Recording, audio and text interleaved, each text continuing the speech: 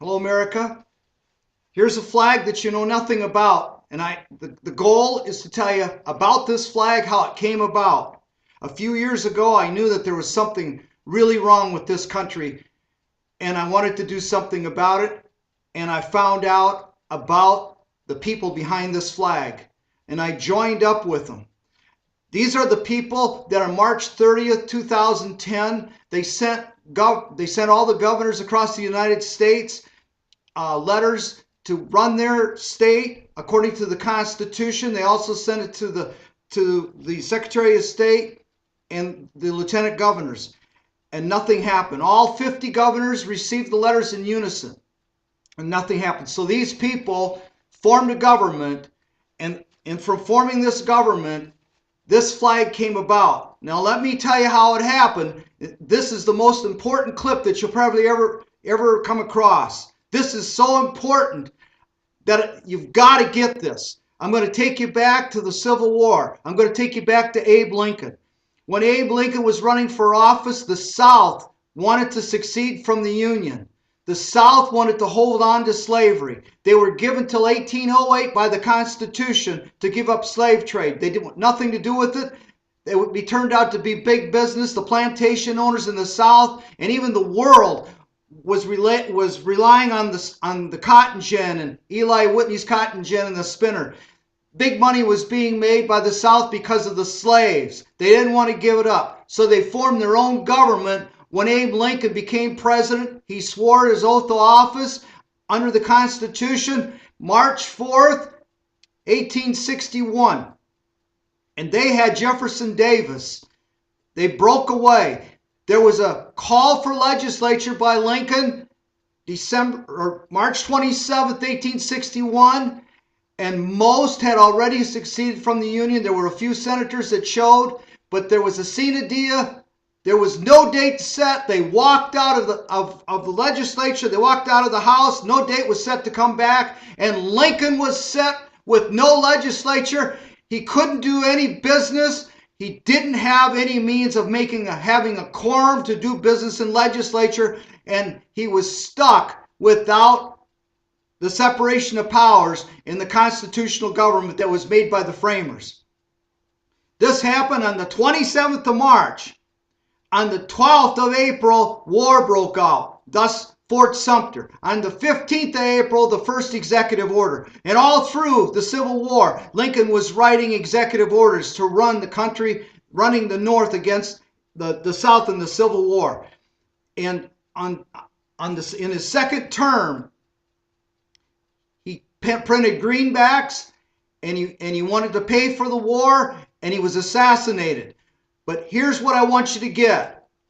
The Constitution lay dormant on that day when the South walked out on the 27th of March. It's an organic Constitution. It was taken from the Word of God. It's living, and it was laying not dead, but it was laid dormant.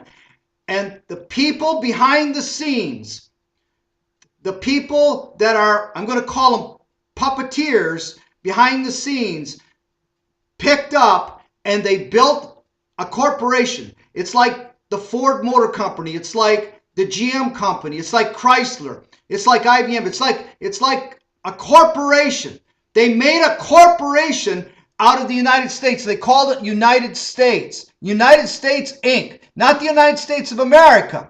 They made the president the CEO of the corporation. Puppeteers that you know nothing about made the people in Washington, D.C. puppets. And officially, a corporation was formed in 1871. And it's like the frog in the water scenario. The frog was put in the water and the flame was turned up. And I'm going to give you dates. And each time I give you these dates, the frog was brought to a boil now. But each time that I give you the date, they turned up the flame. So in 1913, the Federal Reserve Act, which is a private entity, has nothing to do with the federal government. Central banking system. 33, they took the gold away. Feudalistic banking system. The FRNs, the Federal Reserve notes, the bills, dollar bills, money that has no backing. 47, the Supreme Court came out with separation of church and state. They took it from the letter that Jefferson wrote to the Baptists on July 1st, 1802. And in 1862, they took prayer out of school. And in 63, they took the Bible out of school. And now they've made this a sodomy country, just lately in 2013, last year. Okay, what I want to do is I want to tell you what a corporation is. A corporation, if you could picture a triangle turned upside down, that the point would be facing down and the big part is on top. The big part is the federal government, big government. The bottom is we the people. That's not the way the framers framed it. The framers did it the other way. They had you on top and they had big government on the bottom. They had you on top, we the people, body politic closest to the county governments and then the state governments and then the federal government. When they turned it and they inverted it up, they did it slowly. They turned it upside down and they called it democracy. Democracy, big government, corporation. They made themselves a corporation. They concealed it and they made you think it's a government. Not a government. It's phony. They're imposters. You can't fix that corporation that's been ruling this country for over 160 years. You think it's a government, but it's not a government, and you can't fix it. They have done away with the separation of powers, and it's run by the executive branch. Thus, the frog is boiling, and we have tyranny. Okay, so these people re-inhabited the Constitution way back March 27th, 1861. They came back and they reconnected to the Constitution. And they brought it forward, and thus this flag, a flag act came out of that, and this is called Forever Glory. Okay? So, what we have now is we have tyranny, and what the Declaration of Independence says is that if a long train of abuses and usurpations pursuing invariably the same object convinces a design to reduce them under absolute despotism, it is their right, is their duty to throw off such government and provide new guards for their future security. That when any form of government becomes destructive of these ends, it is the right of the people to alter, and abolish, and institute new government.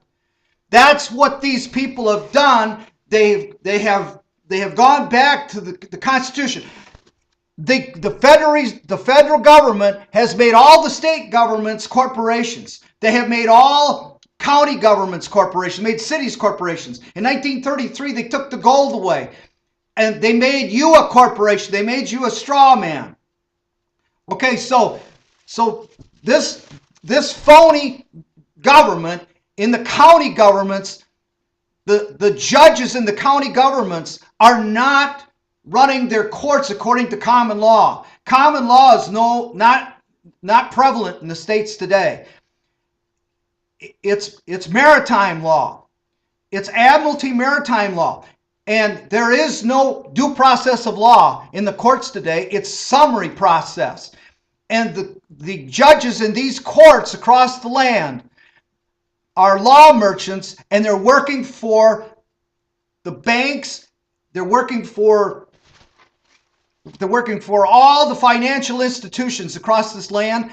They have a cash register on the bench, and they're ringing the tallies up, and they're taking your land away. Millions of people have lost their land by the law merchants. The law merchants is the chief inquisitor and the chief prosecutor. He is not a referee the way it's supposed to be. There's no due process of law. You've lost your rights. You don't have rights. You have rights according to the Constitution. You have rights with this government. We've got to take our land back. And the time is now. Church, I'm coming to you. The church must take right ground in regards to politics. Christians must vote. It's time for Christians to vote for honest men and take consistent ground back in politics.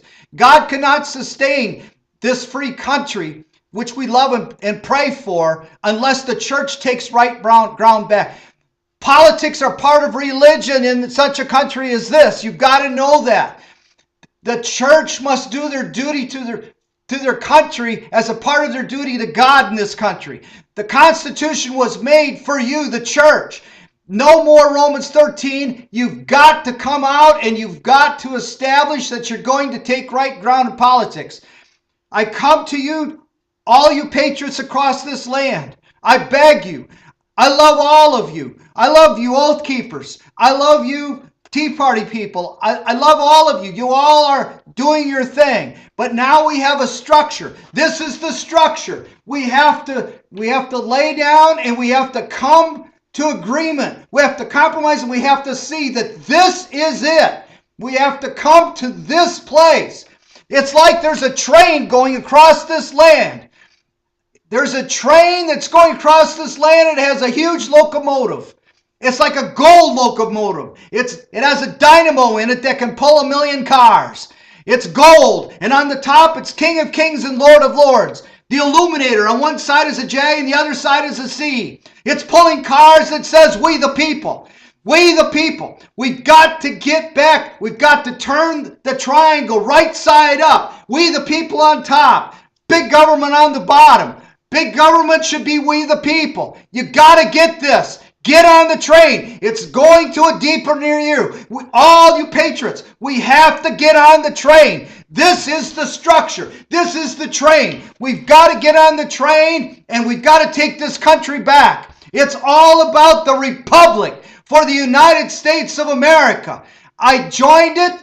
I want to make a difference. I have 5 children, 11 grandchildren. Do you have children and grandchildren? This is about our posterity. We have to do it now. We can't wait any longer. You people have been sitting in your easy chairs, your lazy boys. You're all consumed with sports. You're all consumed with the things that you love to do. But the time has come where you have to set it down and you have to lock arms. Lock arms with other people across this country. You patriots, this is the time.